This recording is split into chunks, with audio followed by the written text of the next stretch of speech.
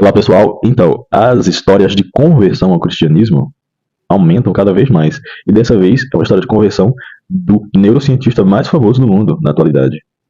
Eu não sei se vocês conhecem, mas o Andrew Huberman, é um nome em inglês, né, então dê uma olhada aqui, mas Andrew Huberman, não sei se vocês já ouviram falar, mas ele se converteu ao cristianismo e falou em um podcast. Vou deixar esse vídeo no final, com a legenda, em português e em inglês, para vocês assistirem como ele fala bem sobre essa relação entre ciência e Deus.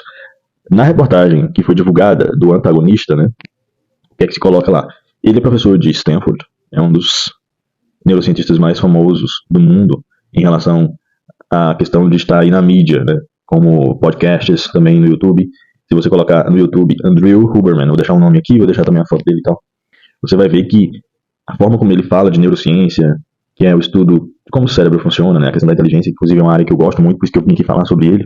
E eu achei essa história, né, muito interessante, como ele fala de Deus e como ele fala que para a ciência existe uma lógica Deus existir, porque tem muita coisa que a ciência não consegue existir.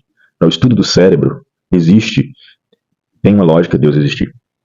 Então, ele é professor de Stanford, tem milhões de seguidores. E aí na reportagem lá do antagonista vai trazer essa questão, né, do iluminismo francês, né, aquela questão lá toda histórica. A ciência, ela não era separada da religião e da fé, tinha uma conexão. A metafísica, a física, todas as ciências, elas tinham uma conexão. No entanto, isso foi rompido pelo iluminismo, né? A suposta oposição entre ciência e religião comum no pensamento moderno é, na verdade, uma construção histórica que remonta ao iluminismo francês. Filósofos iluministas buscaram separar a fé e a razão como polos inconciliáveis. No entanto, isso é uma grande inverdade. A ciência ela pode sim se conciliar com a fé, promovendo uma narrativa de antagonismo entre o conhecimento científico e o metafísico. No entanto, essa separação ignora séculos de tradição acadêmica e científica. Então perceba assim, o iluminismo ele rompeu com séculos de uma tradição acadêmica, originados e financiados pela Igreja Católica. Foi no coração da Idade Média que a Igreja fundou as primeiras universidades na Europa, como as de Bolonha, Paris e Oxford, estabelecendo o estudo sistemático da natureza, incentivando as ciências experimentais. São Tomás de Aquino, filósofo e teólogo do século XIII, consolidou essa integração, defendendo que a fé e a razão são complementares, ambas guiadas pela verdade. Então, fé e razão podem sim andar juntas. E esse neurocientista, ele atesta isso.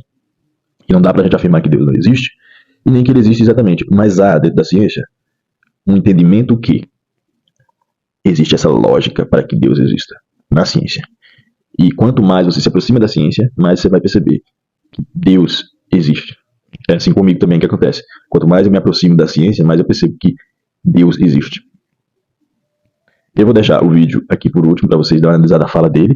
Alguns vídeos do Padre Paulo, linkado aqui abaixo, sobre a questão do iluminismo e essa separação com a igreja, e o que é que isso ocasionou, né? O quanto isso é ruim para nós. Grande abraço, Deus abençoe. Salve Maria. Study and understand brain development, as I did, or neuroplasticity, or dopamine. You have to, meaning I don't care if you're an atheist, agnostic, or believer in creator, you have to step back and just go, wow, wow. Now, then of course there's this difference among scientists as to who believes in God, who doesn't. I'll just go on record. I'm very comfortable saying I believe in God. I do. I think there are many things that science can explain. There are certain things science can't explain.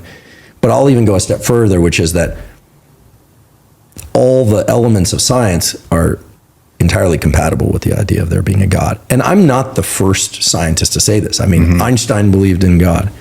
Carl Jung, one of the greatest psychologists ever, clearly believed in God. There are many atheist scientists. There are agnostic scientists who are just kind of like unsure, right? And, you know, for me, I'm in absolute awe of biology.